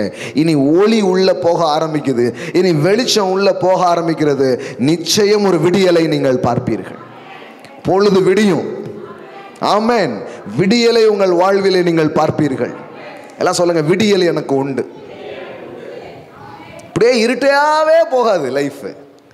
ஒரு விடியலை உங்களுக்காக அவர் வைத்திருக்கிறார். உங்கள் வாழ்க்கையே விடிய போகுது. வசனத்தை கேட்குற உங்கள் வாழ்க்கை விடியலைன்னா வேற யார் வாழ்க்கை விடிய போகுது? கடவுளுடைய வார்த்தையை நம்பி கடவுளை சார்ந்து இருக்கிற நீங்கள் எப்படி இருட்டில் இருப்பீங்க? ஒரு நாள் இருட்டில் இருக்கவே முடியாது. லைட் போட்டாச்சு, இப்போ வெளிச்சம் பறகுது. அப்போ கண்டிப்பாக இருள் வெளியேறியே தீரும். நீங்கள் வெளிச்சத்தின் மேல் வெளிச்சத்தை பார்ப்பீர்கள். ஆமென். அப்போ அவன் வசனத்தை கவனித்திருப்பது நலமாய் இருக்கும். எல்லாம் சொல்லுங்க, வசனத்தை கவனித்திருப்பது நலமாய் இருக்கும். ஆமென். வேற எது மேலேயும் கவனம் வைக்காதீங்க, இது மேலே கவனம் வைங்க, நலமாக இருக்கும். வேதத்தில் உள்ள எந்த தீர்க்க தரிசனமும் சுய தோற்றமான பொருளை உடையதாக இராததென்று நீங்கள் முந்தி அறிய வேண்டியது. தீர்க்க தரிசனமானது ஒரு காலத்திலும் மனுஷனுடைய சித்தத்தினால் உண்டாகவில்லை. தேவனுடைய பரிசுத்த மனுஷர் பரிசுத்த ஆவியினால் ஏவப்பட்டு என்ன பண்ணாங்க? பேசினார்கள் அப்படிங்கிறார். அப்போ வாழ்க்கை எப்படி இருக்கும்? வார்த்தையில் சொல்லியிருக்கிற மாதிரியே இருக்கும். எல்லாம் சொல்லுங்க, வார்த்தையில் சொல்லியிருக்கிற மாதிரியே இருக்கும். ஆமென். எந்த காரியத்தை குறித்தும் நான் எப்படி இருப்பேன்னு அவர் சொல்லியிருக்கிறார். அதை மனசுக்குள்ளே கொண்டு வாங்க. உங்கள் பொருளாதாரத்தை குறித்து, உங்களுடைய சரீரத்தின் ஆரோக்கியத்தை குறித்து, உங்கள் பிள்ளைகளின் வாழ்வை குறித்து. ஏன்னா பிசாசு 1000 எண்ணங்களை உங்கள் மனசில் கொண்டு வர்றான். அப்போ உங்களுக்கு என்ன வரணும்னா, என்ன சொல்லியிருக்கிறாரு, கர்த்தர் என்ன பேசியிருக்கிறாரு, இது டக்குன்னு தெரியணும். கர்த்தர் இதை சொல்லியிருக்கிறாரா, அப்போ இதை சொன்னால் அதுதான் நடக்கும். இன்றைக்கி அப்படி இல்லையே. இன்றைக்கி அப்படி இல்லைன்னா அப்படி மாறும். பாருங்கள், ஒருத்தன் வாழ்க்கையில் அது எப்படி நிறைவேறிச்சு அது மட்டும் உங்களுக்கு காட்டுறேன் பாருங்கள். ரோமருக்கு எழுதின நிருபம், ரோமர் 4. இப்போ ஒரு மனுஷனுக்கு அதே மாதிரி வார்த்தை வருது, சரிங்களா? அது எப்படி நிறைவேறுது அவனுக்கு? அதுக்கு ரொம்ப பெஸ்ட் எக்ஸாம்பிள் ஆபிரகாம் தான். அது ரோமர் 4:17. அநேக ஜாதிகளுக்கு உன்னை தகப்பனாக ஏற்படுத்தினேன் என்று எழுதியிருக்கிறபடி. எல்லாம் சொல்லுங்க, எழுதியிருக்கிறபடி. அநேக ஜாதிகளுக்கு உன்னை தகப்பன் ஆக்கினேன். இது கடவுள் சொன்ன ஒரு வாக்குத்தத்தம், ஒரு வார்த்தை. சரி, கடவுள் வாக்குத்தத்தம் பண்ணுறாரு, வார்த்தையை கொடுக்குறாரு. அது எப்படி நடக்குது இது தெரியணும். தெரிஞ்சுதுன்னா நீங்களும் நம்பிக்கையாக அதில் பயணம் பண்ண ஆரம்பிச்சிருவீங்க. தெரிலன்னா தான் ஒரே குழப்பம். சில பேர் கிறிஸ்தவ வாழ்க்கைனால என்னென்ன எப்படி வாழ்கிறதுனே தெரியல, பயந்துக்கிட்டே இருக்காங்க. எப்படி வாழ்கிறதுன்னு கற்றுக்கலாம். நீங்கள் பயந்துட்டு இருக்க வேண்டிய அவசியம் இல்லை. உறுதியான சில காரியங்கள் இருக்கிறது பாருங்கள். அநேக ஜாதிகளுக்கு உன்னை தகப்பனாக ஏற்படுத்தின என்று எழுதியிருக்கிறபடி அவன் ஆபிரகாம், அதாவது வாக்குத்தத்தத்தை கேட்டவன் அல்லது வாக்குத்தத்தத்தை பெற்றவன், தான் விசுவாசித்தவருமாய் மரித்தோரை உயிர்ப்பித்து இல்லாதவைகளை இருக்கிறது போல் அழைக்கிறவருமாய் இருக்கிற தேவனுக்கு முன்பாக நம் எல்லோருக்கும் தகப்பனானான். எல்லாம் சொல்லுங்க, தகப்பனானான். ஆபிரகாம் நமக்கு ஃபாதர், தகப்பன். தகப்பன்னா அவன் ஒரு முன்மாதிரி. அவன் ஒரு இந்த விசுவாச மார்க்கத்தாருக்கு அவன் யார்? ஒரு தகப்பன். இப்போ நாம் கூட ஒரு விசுவாச வாழ்க்கை வாழ்கிறோம். இப்போ நமக்கு அவன் யாராக இருக்கிறான்? ஒரு முன்னோடியை போல அவன் இருக்கிறான். அவனை கொஞ்சம் பாருங்கன்னே இருக்குது பைபிளில். நீ உன்னை பெற்ற சாராலையும் உன் தகப்பனாகிய ஆபிரகாமையும் நோக்கி பாருங்கள் அப்படின்னு இருக்கு.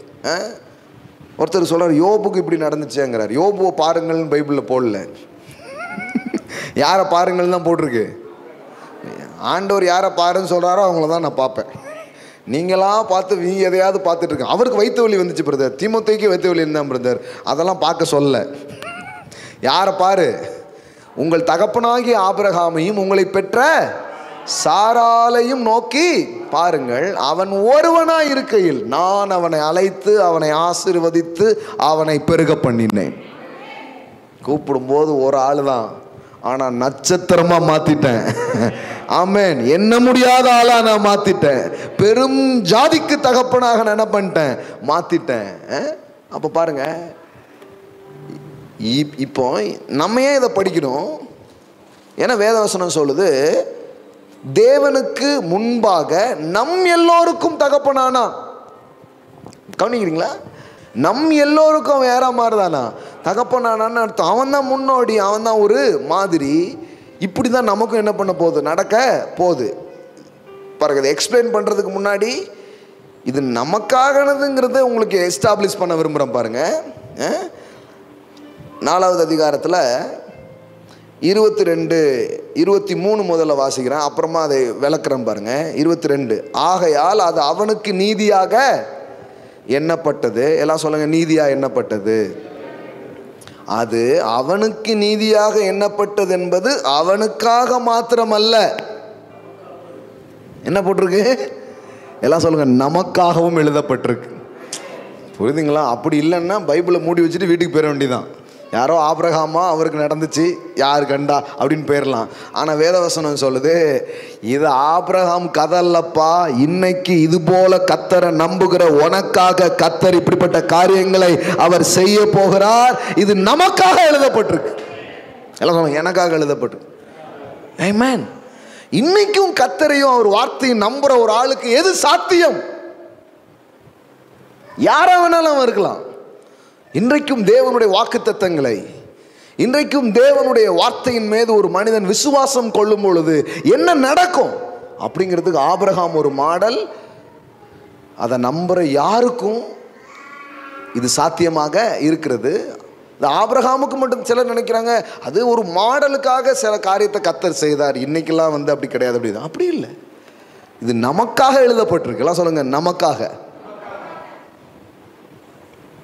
அப்படி இல்லைன்னா நான்லாம் போதிக்கவே மாட்டேன். யாருக்கோ நடந்துச்சுன்னா நமக்கு என்னத்துக்கு? எனக்கு நடக்குமா சார்? நான் அதுக்கு தான் வந்திருக்கிறேன். நீங்களும் அதுக்கு தானே வந்திருக்கிறீங்க. எனக்கு வேலை செய்யுமா? என் குடும்பத்தில் அது வேலை பார்க்குமா?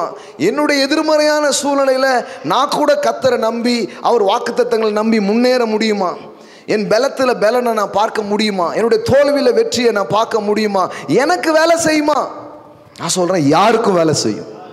விசுவாசிக்கிற எவனுக்குள்ளும் பலன் செய்யும் சுவிசேஷமாக இருக்கிறது. யூதன் என்றும் இல்லை, கிரேக்கன் என்றும் இல்லை, வித்தியாசமே கிடையாது. Faith is the matter. ஃபெய்த்னா வேற ஒன்றும் இல்லை, கர்த்தர் சொன்னதை கவனிச்சுட்டே இருக்கிறதுக்கு பேர் தான் faith. Focus on God's word. ஏன்னா அது விசுவாசமே அதை பார்க்கறதுனால தான் உங்களுக்கு வருது பாருங்களேன். அப்போ எல்லாம் சொல்லுங்க, எனக்கு எழுதி இருக்குது. நம்ம எல்லோருக்கும் அவன் யாரா மாறி இருக்கிறான்? தகப்பனாக இருக்கிறான். இப்போ இந்த தகப்பனை பாருங்கள், அவனுக்கு எப்படி வேலை செஞ்சிச்சு?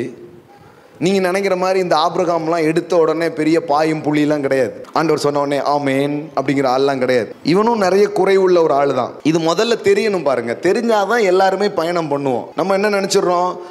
சூப்பர் டூப்பர் ஆட்கள் போல கடவுள் கூப்பிட்ட எல்லாருமே நம்ம சாதாரணமான ஆள், நம்மெல்லாம் இதில் செட்டே ஆக மாட்டோம் அப்படின்னு நினச்சிடுறோம். இல்லைங்க, பைபிளில் கடவுள் கூப்பிட்ட யார் சூப்பர் டூப்பர் ஆள்னு சொல்லுங்கள்? இயேசுவை தவிர யாருமே கிடையாது. எல்லாம் உடஞ்சது, நஞ்சது, நம்பாதது, கேள்வி கேட்டது, குழம்புனது, பயப்பட்டது, நொறுக்கப்பட்டது, இழந்து போனது, எல்லாம் ஃபுல் கதையாக தான். ஒரு ஆள் கூட அவர் அப்படியே சூப்பராக ஆரம்பித்து சூப்பராக போயிட்டார் அப்படிலாம் கிடையவே கிடையாது. எல்லாரும். அதனால தான் வேதவசனம் சொல்லுது, தேவன் எப்படிப்பட்டவர்களை தெரிந்து கொள்கிறார்? இழிவானது, அற்பமானது, சாதாரணமானது, இப்படிப்பட்டதெல்லாம் அவர் சூஸ் பண்ணி தான் அவர் வேலை என்ன பண்ணுறாரு? செய்கிறார்.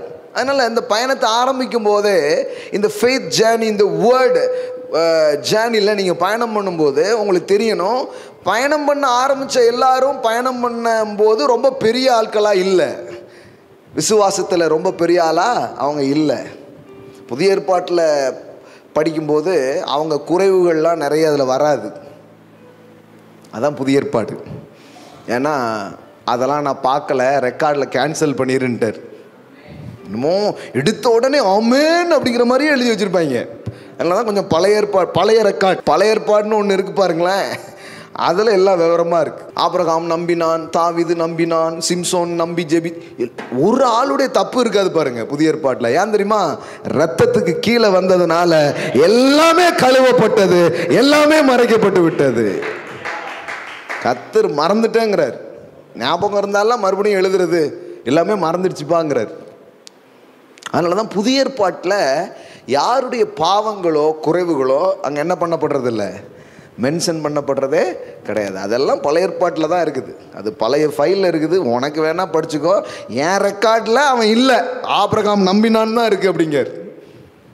சாராள்லாம் சிரிச்சால, அது இல்லைப்பா, சாராள் விசுவாசத்தினாலே சாராள் கற்பம் தரிக்க பலனடைந்து, அது மட்டும்தான் எபிரேயரில் இருக்குது.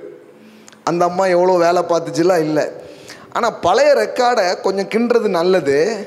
அவங்களுக்கு நல்லது இல்லை, நமக்கு கொஞ்சம் நல்லது. ஏன்னா அதை பார்த்தா ஓஹோ நம்மளை மாதிரி தானோ, அப்போ நம்மளும் வந்துடலாங்கிற நம்பிக்கை நமக்கு வரும். இப்போ ஒருத்தர் ஜிம்முக்கு போயிட்டு உடம்ப நல்லா வச்சுருக்கிற ஃபோட்டோஸ் அவங்களுக்கு காட்டுறாரு. பார்த்தீங்கன்னா அப்படிலாம் இருக்குது. அருமையாக இருக்குது, பார்த்த உடனே அருமையாக இருக்குது அப்படின்ட்டு. ஆனால் நீங்கள் இப்படி வர முடியும்னு சொன்னால் நீங்கள் சொல்லுவீங்க, சும்மா இருங்க பிரதர், நமக்கெல்லாம் அது வராது. ஆனால் அவருடைய 10 வருஷத்துக்கு முன்னாடி இல்லை 5 வருஷத்துக்கு முன்னாடி ஒரு ஃபோட்டோ எடுத்து இப்படி இருந்தார் பாருங்கன்னா, இப்படியா இருந்தார், இப்படி இருந்தவங்க தான் இப்படி வந்துட்டாரா அப்படின்னு உங்களுக்கே என்ன வரும், பெரிய நம்பிக்கை வரும் பாருங்களேன். அதனால தான் நிறைய நேரத்தில் இந்த விளம்பரம் பண்ணும்போது பார்த்துருக்கீங்களா, சிகிச்சைக்கு முன், மண்டையில் முடிய நடுறதுக்கு முன், நட்ட பின் அப்படின்னு போட்டிருப்பாங்க. எங்கள் மருந்தை சாப்பிட்றதுக்கு முன்னாடி, எங்கள் மருந்தை சாப்பிட்டதுக்கு பின்னாடி. பார்த்துருக்கீங்களா நீங்கள், 2 ஃபோட்டோ வச்சுருப்பாங்க. அவங்களுக்கே விளங்குது பாருங்களேன். பழைய ஏற்பாட்டையும் காமிக்கணும்,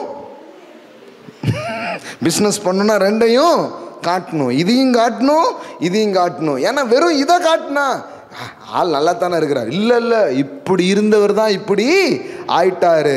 அதே மாதிரி தான் பழைய ஏற்பாடுங்கிறது சிகிச்சைக்கு முன், புதிய ஏற்பாடு சிகிச்சைக்கு பின். 2ஐயும் பார்த்தீங்கன்னா நம்பிக்கை வந்துடும். அதனால தான் ஒரு ஆளுடைய லைஃப்பை நீங்கள் படிக்கணும்னா வெறும் புதிய ஏற்பாட்டை மட்டும் படிச்சுட்டே இருந்தீங்கன்னா எல்லாம் சூப்பர்ப்புங்கிற மாதிரியே இருக்கும். உங்களுக்கு பார்த்தா நமக்கு ஒன்றுமே இல்லைங்கிற மாதிரியே இருக்கும். அதனால் இதெல்லாம் என்ன பண்ணணும், கொஞ்சம் பார்க்கணும்.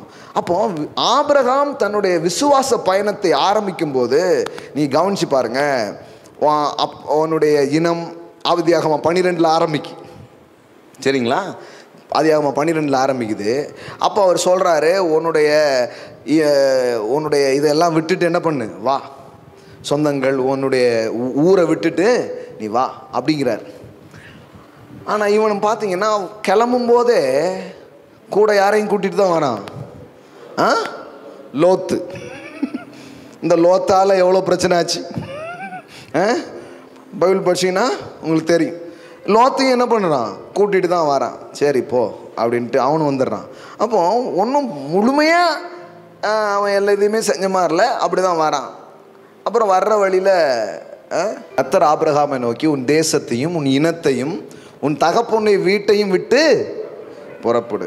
உன்னை எதுக்கு தனியாக கூப்பிட்றேன்னா, உன்னை தனியாக கூப்பிட்டே உனக்கு சொல்லி புரிய வைக்கணும் ரொம்ப கஷ்டம். இந்த கூட்டத்துக்குள்ளே இருந்தீங்கன்னா இன்னும் ரொம்ப கஷ்டம். ஏற்கனவே 75 வயசு ஆகிப்போச்சு.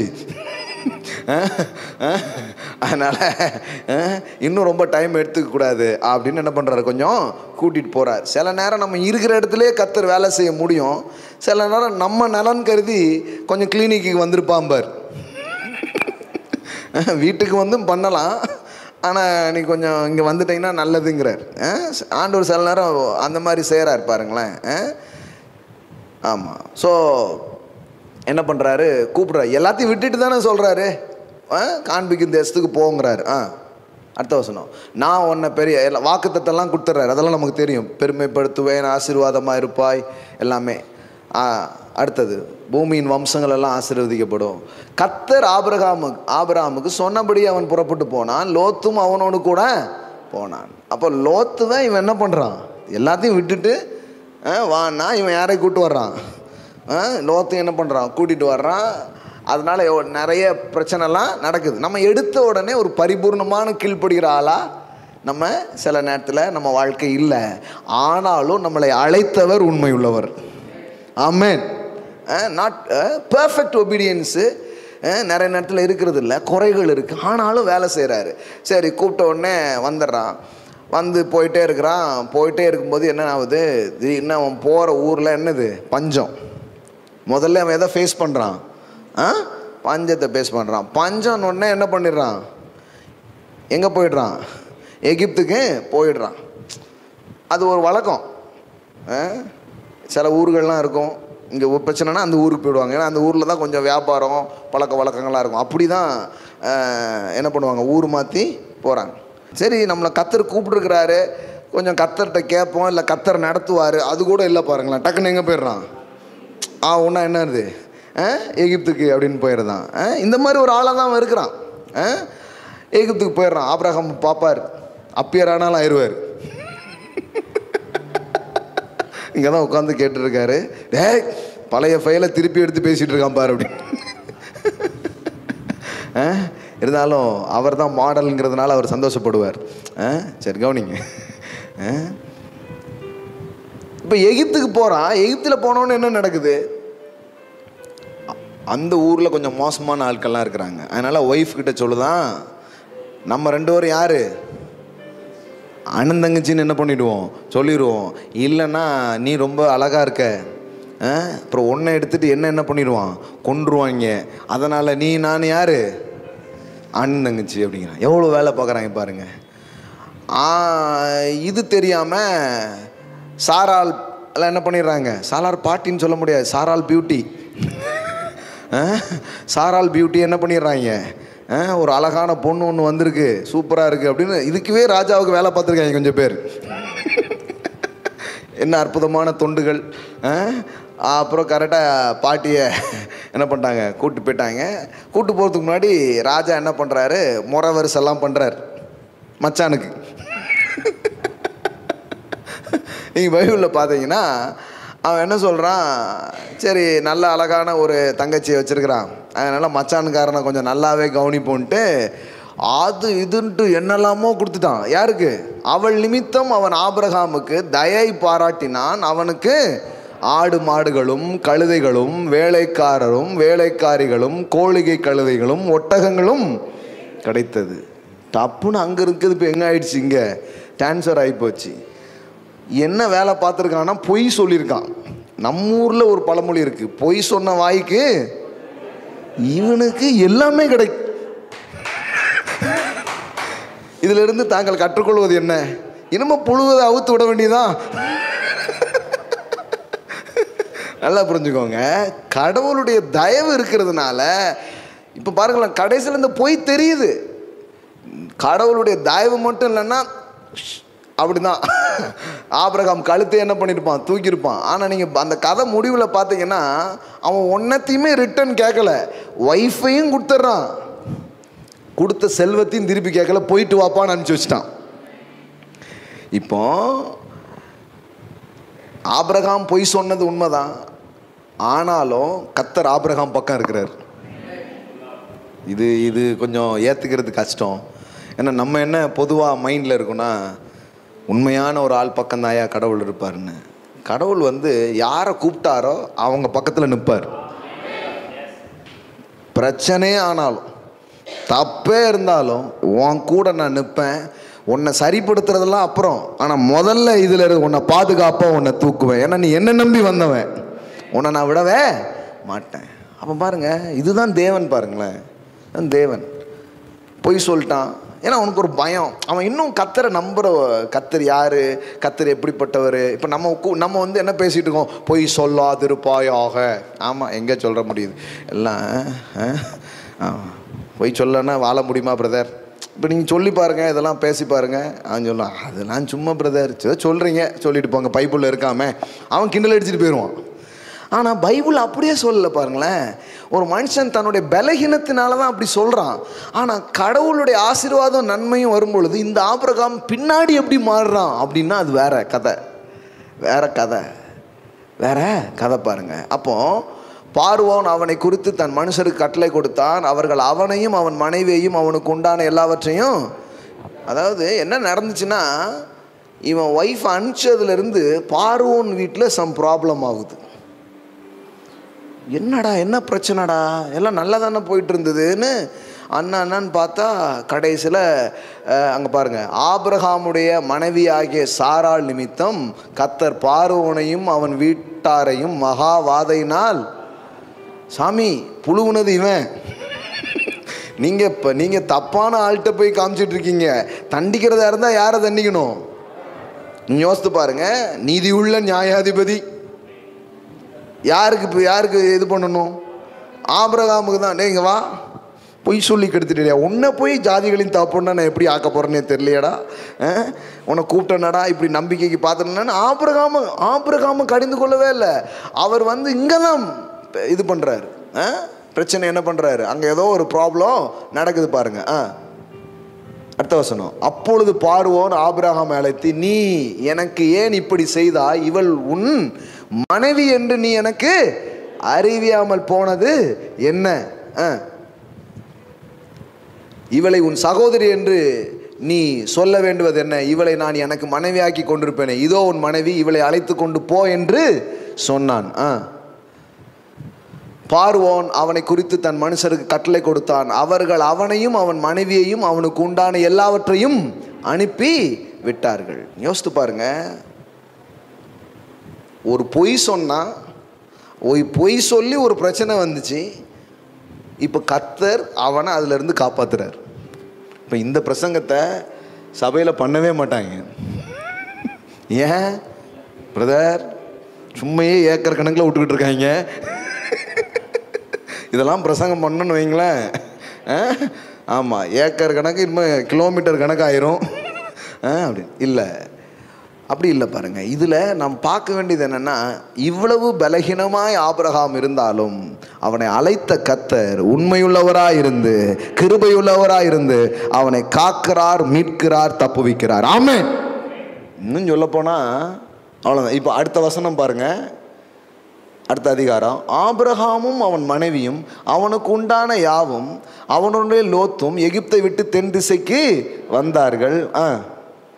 ஆபிரகாம் மிருக ஜீவன்களும் வெள்ளியும் பொண்ணுமான ஆஸ்திகளுடைய முதல் பூரா அங்கிருந்து தான் வந்துச்சு. இப்போ எப்படியோ இன்னும் பெருகி சீமான் ஆயிட்டான்.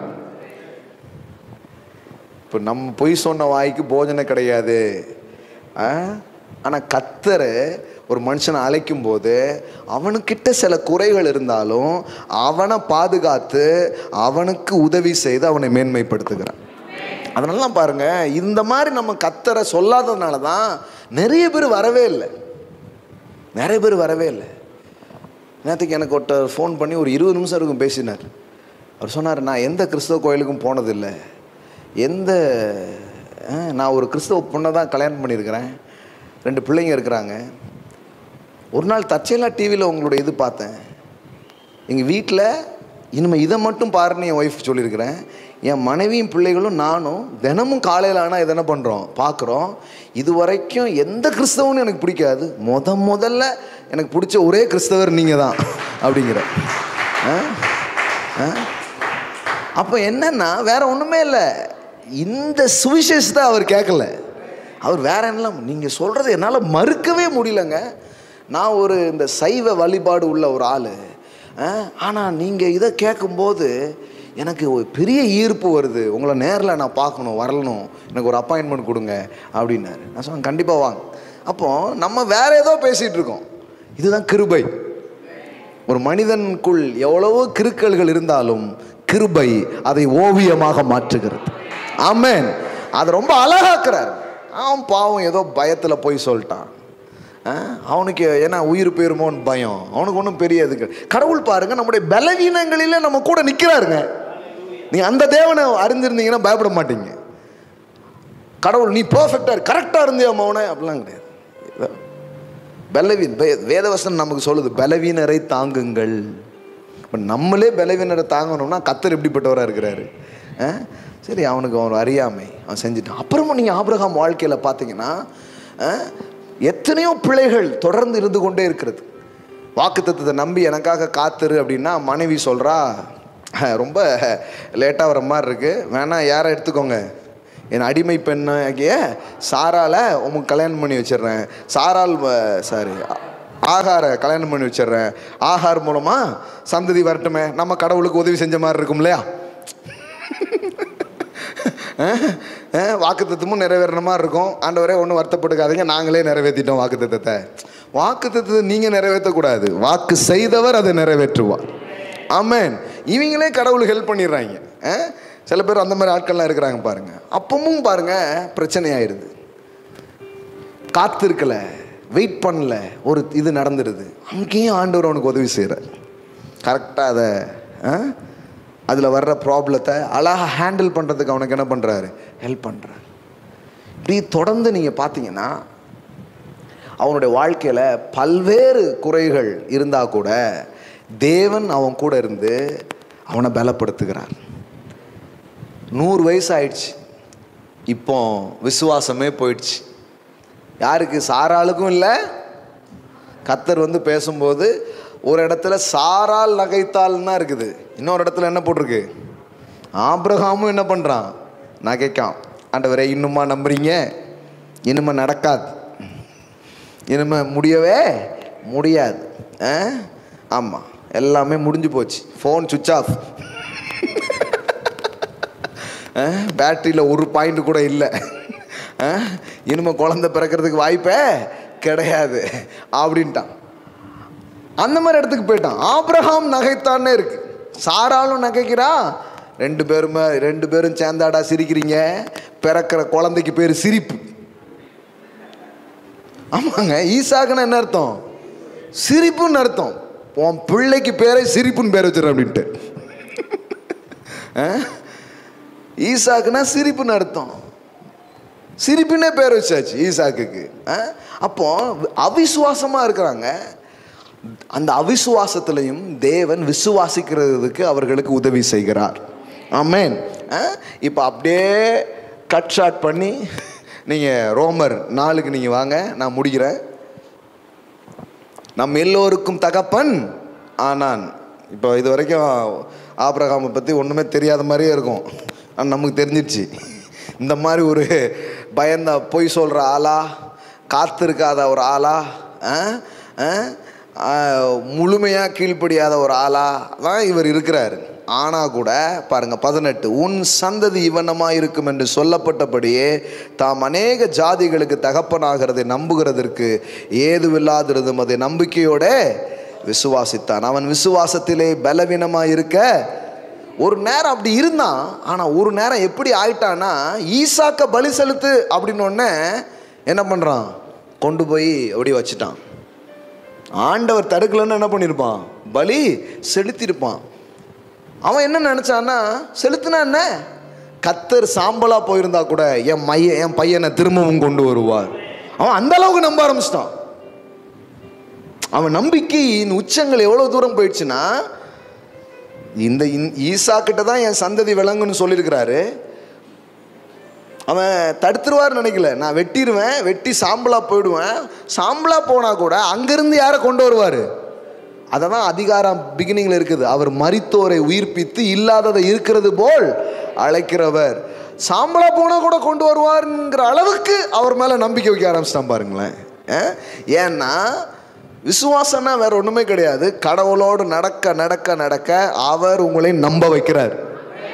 ஆமென். நீர் என்னை நம்ப பண்ணின வசனங்களை என்று தாவீது சொல்கிறான் பாருங்க. அதுதான் ஃபெய்த் வாக்கே, ஃபெய்த் லைஃபே அதுதான். முதல்ல நம்பிக்கையே வராது. ஆனால் நீங்கள் அவரை சார சார அவரே நமக்குள்ள வேலை செய்து நம்மை நம்ப பண்ணுகிறார். ஆமென். இப்போ அந்த அளவுக்கு அவன் வந்துட்டான் பாருங்க. அவன் விசுவாசத்தில் பலவீனமாக இருக்கவில்லை. ஏறக்குறைய 100 வயது உள்ளவனாக இருக்கும்போது தன் சரீரம் செத்து போனதையும் சாராளுடைய கர்ப்பம் செத்து போனதையும் எண்ணாதிருந்தான். எல்லாம் சொல்லுங்க, எண்ணாதிருந்தான். தேவனுடைய வாக்குத்தத்தத்தை குறித்து அவன் அவிசுவாசமாய் சந்தேகப்படாமல் தேவன் வாக்குத்தத்தம் பண்ணினதை நிறைவேற்ற வல்லவராய் இருக்கிறார் என்று முழு நிச்சயமாய் நம்பி தேவனை விசுவாசத்தில் பாருங்க பல்லை ஒரு நேரத்தில் எப்படியோ இருந்தான், இப்போ வல்லவன் ஆயிட்டான். ஆமென். நல்லவனாகவும் இல்லை, ஒரு நேரத்தில் வல்லவனாகவும் இல்லை. ஆனால் கத்தர் நல்லவனாகவும் ஆக்கினார், வல்லவனாகவும் ஆக்கினார். ஆமென். இந்த பயணத்தில் தான் நம்மளும் இருக்கிறோம். கத்தர் இதில் வருகிற ஒவ்வொரு வீக்னஸான சூழமையிலையும் நம்ம கூட அவர் நிற்பார். அவர் ஒன்றும் நம்ம அவிசுவாசத்தை குறித்து கிண்டல் பண்ணுற ஒரு கடவுள் கிடையாது. அவர் நமக்கு உதவுகிறவராக இருக்கிறார். நம் விசுவாசத்தை இன்னும் பலப்படுத்துகிறவராக இருக்கிறார். என்ன ஆனாலும் உங்களுக்கு சொன்னது நிறைவேறாமல் போகாது. ஆமென். நான் உனக்கு சொன்னதை செய்யும் மூலமும் உன்னை கை விடுவதே இல்லை. ஆமென். எழுந்து நிற்போம். Thank you Jesus. கத்தரை நம்பி கத்தரை சார்ந்திருக்கிற உங்கள் வாழ்க்கையில் விடிவெளியை நீங்கள் பார்ப்பீர்கள், வெளிச்சங்களை பார்ப்பீர்கள். ஒரு வார்த்தையும் தரையில் விழாது. கண்ட காரியங்களை நம்புறதை விட்டு தேவன் இப்படி சொல்லியிருக்கிறார். ஒருவேளை பெரிய ஆவிக்குரிய அனுபவம் உணர்வுகளும் உங்களுக்கு இல்லாமல் இருந்தாலும் அவருடைய வார்த்தையை நான் நம்புகிறேன் அப்படி நிற்கிற உங்களுக்கு மாலையில் ஒரு நன்மை செய்கிறவராய் அவர் இருக்கிறார். ஹல்லேலூயா. அவர் சொன்னதை அனைத்தையும் செய்வார். சொன்னதை அனைத்தையும் அவர் நிறைவேற்றுவார். நிறைவேற்றுவார்.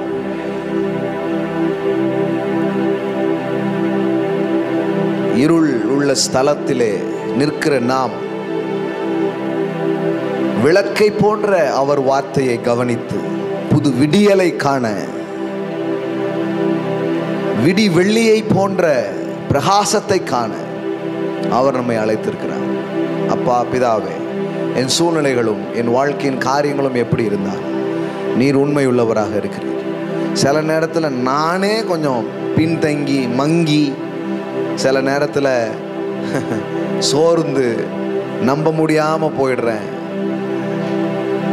என்னெல்லாமோ பண்ணிட்டு இருக்கிறேன். ஆனாலும் கூட நீர் எங்கள் பட்சமாய் நின்று எங்களுக்காக கிரியை செய்கிறீர். அப்பா, எங்களுக்காக கிரியை செய்கிறீர். உன் பலவீனத்தில் என் பலன் பூரணமாய் விளங்கும். மாலை வேளையில் எவ்வளோ ஒரு நல்ல தேவன், எவ்வளோ ஒரு உண்மை உள்ள தேவன். என்னானாலும் ஆபிரகாமே, நான் உன்னை விடமாட்டேன், நான் உன் கூட இருப்பேன், உன்னை அழைச்சிட்டேன், நீ அற்புதமாய் அடையாளமாய் இருப்பாய். நீயும் நான் உனக்கு தந்த பிள்ளைகளும் அற்புதமாய் அடையாளமாய் இருப்பீர்கள். உன் வாழ்க்கை எப்படி இருக்கும்னா நான் சொன்ன மாதிரியே இருக்கும். நான் என்னெல்லாம் சொன்னனோ அப்படிதான் உன் வாழ்க்கை இருக்கும். அதனால உம்முடைய சொல்லுக்கு மிஞ்சினது இல்லை. இந்த மாலை வேளையில எங்கள் இருதயங்களை உம்முடைய வார்த்தையின் மீது சாய பண்ணுகிறோம் ராஜா. நீ சொன்னதை எங்களுக்கு செய்யக்கூடியவராக இருக்கிறீர். எங்கள் இருதயங்களை நாங்கள் திருப்புகிறோம், உம் வார்த்தைகளை நாங்கள் கவனிக்கிறோம் ராஜா. இங்கே 1000 எதிர்மறையான காரியங்கள் இருந்தாலும் இதை நாங்கள் நம்புகிறோம். நிச்சயமாக எங்களுக்கு நீ காரியங்களை செய்கிறீர். உமக்கு நன்றி செலுத்துகிறோம். இயேசுவின் உயர்ந்த நாமத்தினால் பிதாவே, ஆமென். ஹல்லேலூயா. Price God. ஆமென். ஆமென். ஆமென். ஆமென். ஆமென். ஆமென். கர்த்தருக்கு நாம் கொடுக்க இருக்கிறோம். கரங்களை எடுத்துக்கொள்வோம். இந்த வார்த்தையை நீங்கள் கனம் பண்ணும் விதமாய் நீங்கள் கொடுக்கலாம். கர்த்தருடைய வார்த்தையின்படி தான் கொடுக்குறோம். கொடுக்குறதும் சும்மா கொடுக்கல. ஏன்னா கர்த்தர் சொல்றார், கொடுங்கள் அப்பொழுது உங்களுக்கு கொடுக்கப்படும். கர்த்தருடைய வார்த்தை சொல்லுகிறது, உன் விளைவின் முதற்பலனால் அவரை கனம் பண்ணு, அப்பொழுது உன் களஞ்சியங்கள் பூரணமாய் நிரம்பும். நிறைய பேர் சொல்றாங்க எம்டியாவே இருக்குங்க. ஏன்னா நம்ம வார்த்தையின்படி வாழ கத்துக்கல, நாம என்னெல்லாமோ பண்ணிட்டு இருக்கோம். அவர் சொல்றாரு, உன் விளைவின் முதற்பலனால் கர்த்தரை கனம் பண்ணு. ஆண்டவரே, இந்த பணத்தை என் கையில் கொடுத்தது நீர், நான் உண்மை கனம் பண்ணுகிறேன். அதனால தான் வருமானம் கையில் வந்த உடனே, ஒரு ஊதியம் நம்ம கையில் வந்த உடனே முதலாவது தேவனை நினைவு கூர்ந்து அதை தேவனுடைய பிரசனத்தில் கொண்டு வந்து நாம் செலுத்துகிறோம். என்னை நீர் ஆசீர்வதித்தீர் அப்பா, என்னை நீர் நினைத்தீர், ஆகையால் நம்முடைய பிரசனத்தில் கொடுக்கிறேன். கர்த்தரை கனம் பண்ண ஒரு பெருக்கங்கள் உண்டாக ஆரம்பிக்குது பாருங்க. ஆமென். ஹல்லேலூயா. கரங்களை எடுத்துக்கோங்க. ஆன்லைனில் பார்க்குற பிள்ளைங்க ஆன்லைன் மூலமாக நீங்கள் கொடுக்கலாம். கர்த்தர் உங்கள் கைகளின் கிரைகளை ஆசீர்வதிப்பா. பெரிய பெருக்கத்தை உங்கள் வாழ்க்கையில் அவர் தருவார். தேவனே, உங்களுடைய வார்த்தையின்படி இன்றைக்கு விதைக்கிற கொடுக்கிற இதெல்லாம் நீங்கள் கற்றுக் கொடுத்தது, விசனமாய் அல்ல, கட்டாயமாயும் அல்ல. சிறுக விதைக்கிறவன் சிறுக அறுப்பான், பெருக விதைக்கிறவன் பெருக அறுப்பான் என்று எழுதியிருக்கிறது. இன்றைக்கு பை ஃபெய்த் அவங்க விசுவாசத்திலிருந்து இன்னைக்கு விதைக்கிற ஒவ்வொரு விதைகளும் அறுவடைகளாய் மாறட்டும். மிகப்பெரிய ஹார்வெஸ்ட்டை அவங்க வாழ்க்கையில் பார்க்கட்டும். இயேசுவின் நாமத்தினால் பிதாவே, ஆமென். ஹல்லேலூயா. பாடல் பாடும்பொழுது நாம் கர்த்தருக்கு கொடுக்க போகிறோம்.